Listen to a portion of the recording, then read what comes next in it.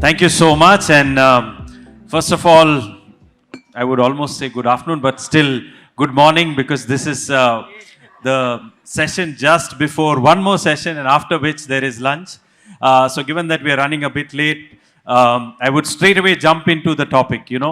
I used to work at Cognizant many years ago, we had a very interesting process. We had to do something called competency-based mapping across the organization.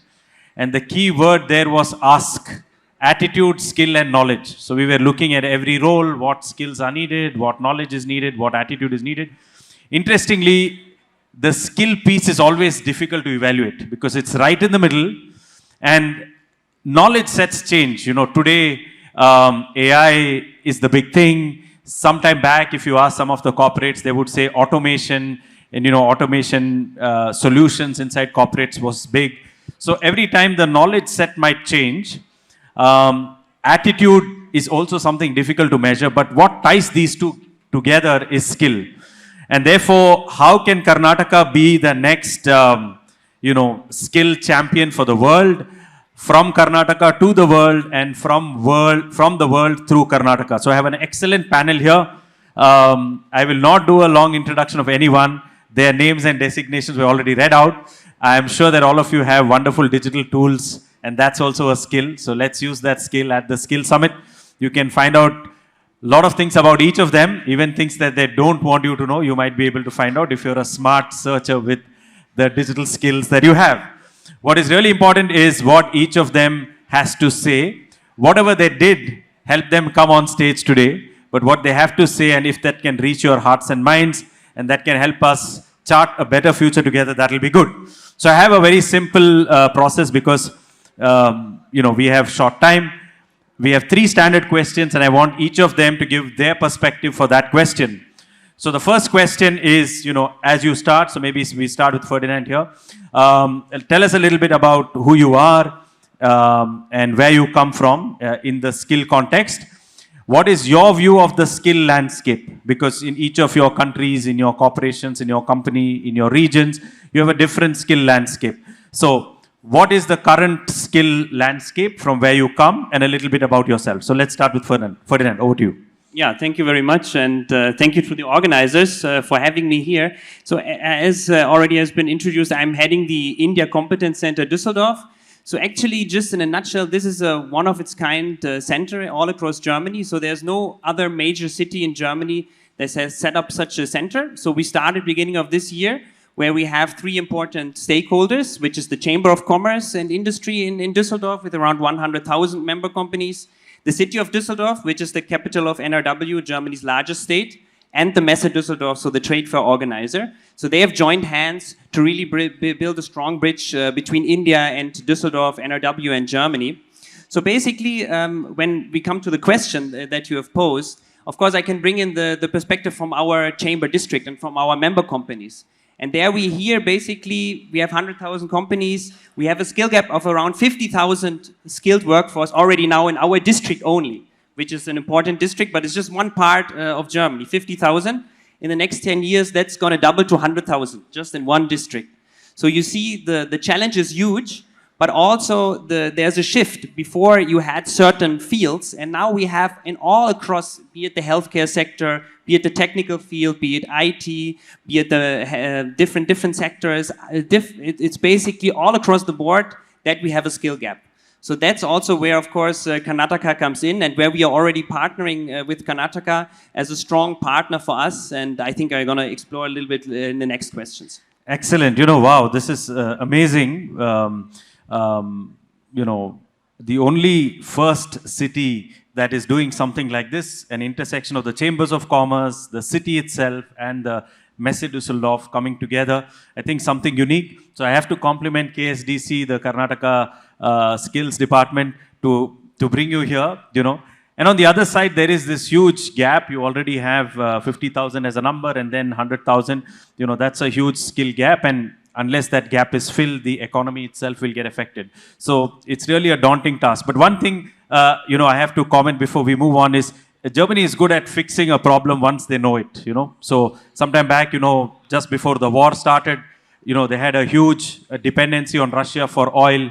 They got together, they planned and brought it down to 5%. So I think once the Germans put their minds to something and plan, that will be a very good outcome in coming years. So I think it's a great partner for Karnataka to have Düsseldorf and also other regions from there. And I'm sure that together we can succeed as we take on this problem. You want to add? I think just to add, I always say, if India brings in the speed and Germany the precision, then we are unbeatable. So Excellent. I think these two have to A big round of applause for that. You know, speed and precision leads to outcome. Wow, that's excellent. So now let's go to Neeti. You know, you run one of the largest organizations in India with hundreds of thousands of employees. You know, even if you have to think about this, it's quite a crazy number to wrap our head around. So let us know a little bit about yourself and what you see as the current skill landscape. And in the following questions, we'll go to the future. Over to you, Neeti.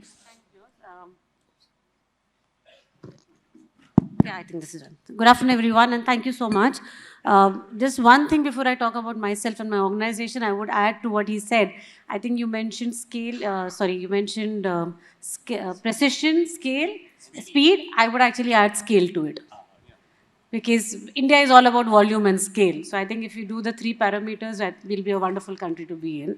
But about us, so I am Neeti Sharma. I am part of a company called Team Lease. I represent the company today.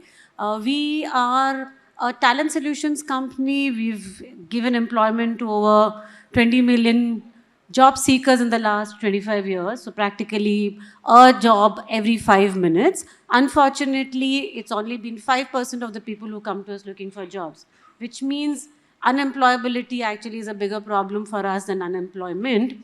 There are lots of employment opportunities. We are not able to get the right sort of candidate to the end customer.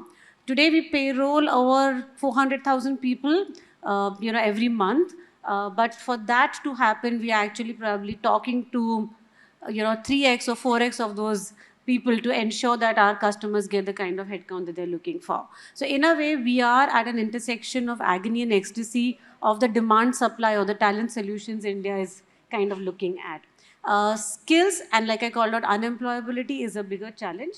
And because today's skills are changing a lot faster than they have been over the last few decades, we realize that companies are not just looking for domain skills or hard skills. There's a lot of software elements that people are looking for. And the biggest skill that we keep seeing companies ask for is the ability to learn.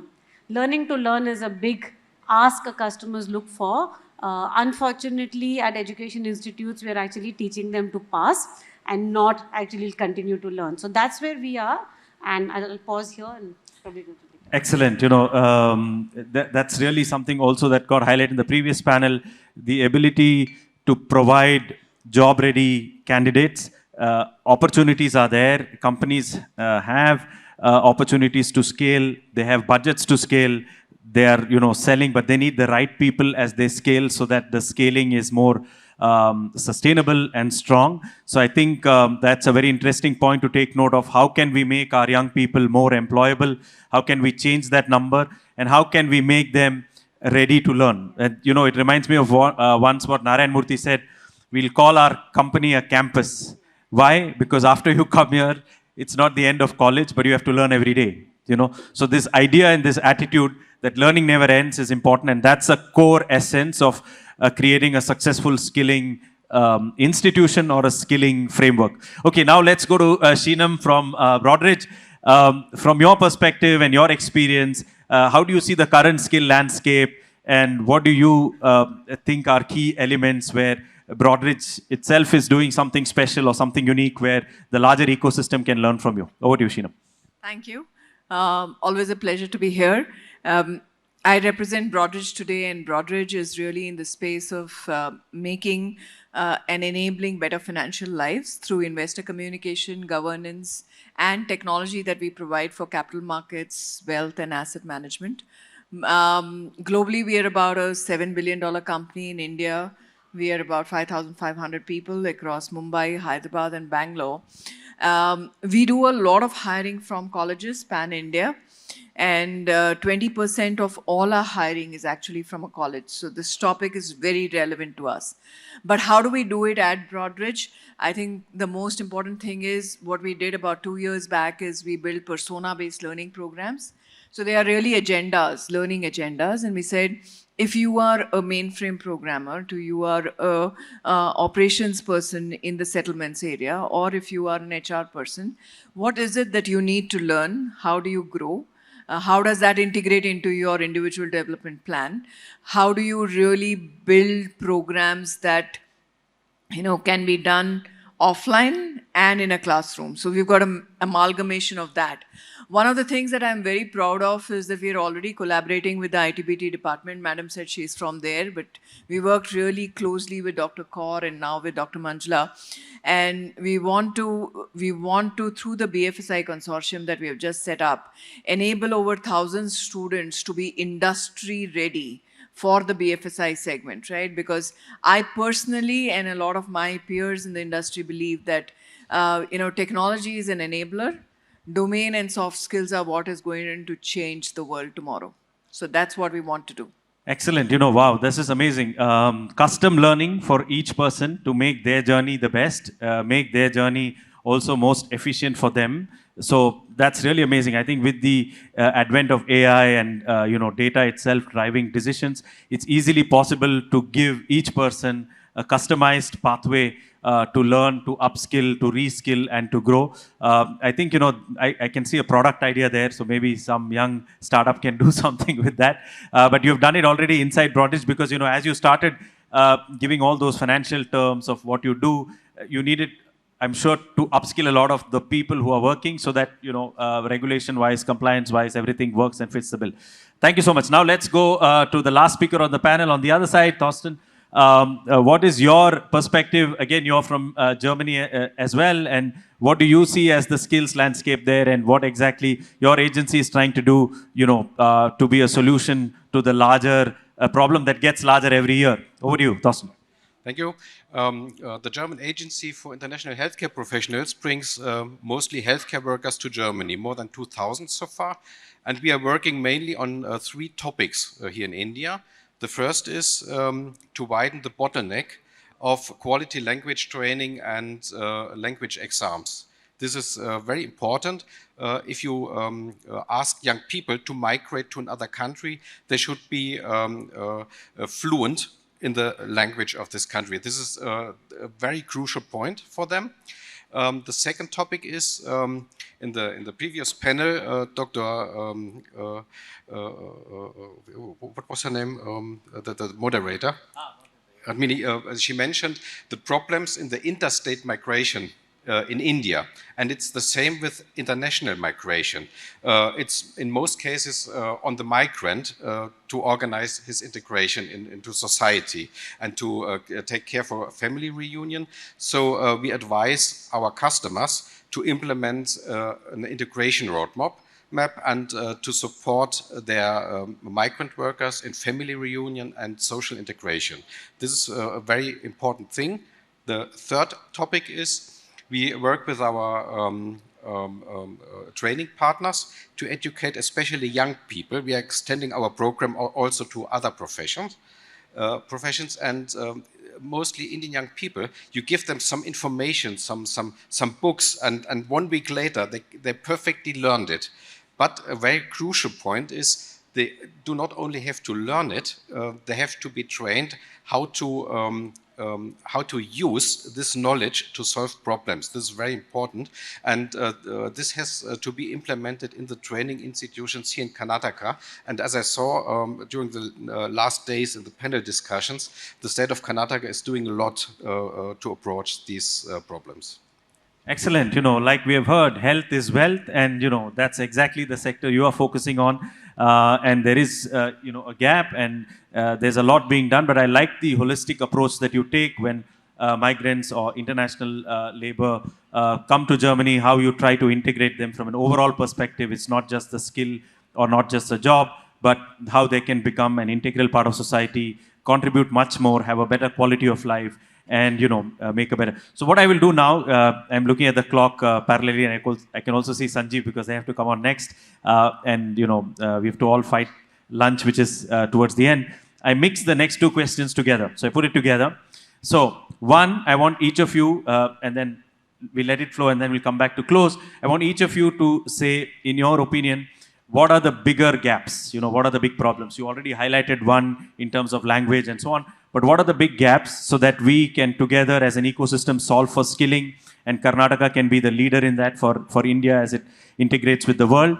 And second, because we are at the year 2025, when we look at the next 10 years, 2035, where do you see we will be? Just maybe an optimistic view and maybe also a pessimistic view if we don't get our act together.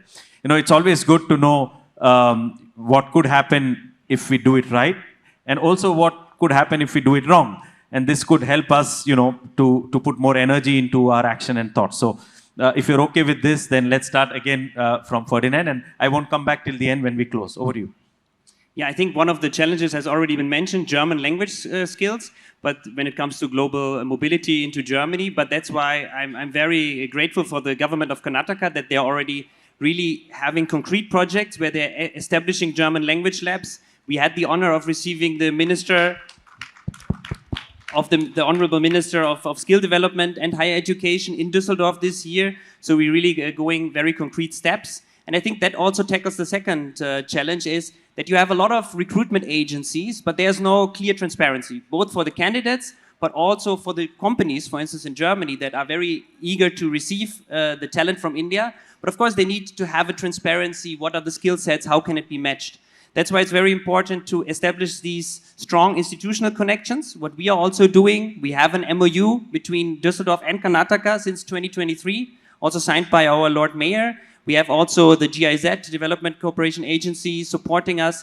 So we have different stakeholders. I was also able to visit the GTTC, which really has high international standards, which I think are 100% matching with also what we need in Germany. So I think that's how we can solve these challenges, if we have these institutional pathways to really have a transparent channel between Karnataka and Germany. Yeah. And a view to the future, 10 years from now?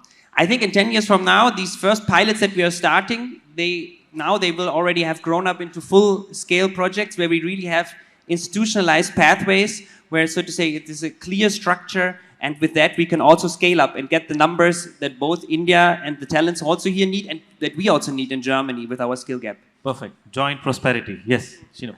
Yeah. So if I give an outside-in view, today as we speak, when a company is looking at setting up new offices in India and they have to explore which city they go in, Bangalore tops the list in terms of talent, skills, volume, everything. And I think kudos to the state government, who's actually done a lot of work in technology, in deep tech, new tech, kind of encouraging a lot of startups to set up their base here. So we do have great talent here right now. The challenges that we see is the jobs that exist today will not exist even 2 years down the line, forget 5 years down the line. So how do we keep pace with this changing environment? What kind of skills do we look at? I mean, if any one of us can forecast what jobs will exist 5 years from now, I'll be very happy to pay a large sum for the report. I'm not sure if anyone can give me that, that forecast. I'll be very, very happy if someone can tell me that. Unfortunately, we have no view because things are changing extremely rapidly. So if we don't keep pace with that change, we will start lagging behind. We've seen that happen in the last couple of years. We want to actually take the first step. The state government has fantastic skilling schemes like Nipuna and all of that. If we start capitalizing, if we work with industries, and also the apprenticeship scheme that the state has now adopted and trying to push it, I think the whole ecosystem of education institutes inculcating skills as part of their co-curriculum and not an also curriculum, linking that with apprenticeships to ensure that everyone gets a hands-on learning. And I know Germany is a fantastic example of the apprenticeship schemes that you run. And thereon link it with what the industry is looking for. Our industry makes decent investment in learning and upskilling. So I think that continuity has to happen.